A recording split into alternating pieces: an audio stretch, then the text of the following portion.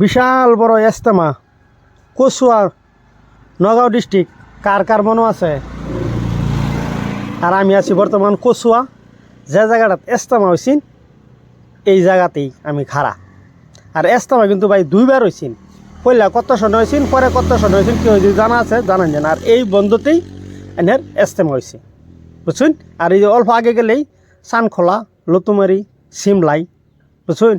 আর কচুয়া কিন্তু বর্তমান রাস্তাঘাট বিরাটই বালা ভাই, বুঝছেন। হাওয়া কিন্তু রাস্তাঘাটের টেনশন নাই।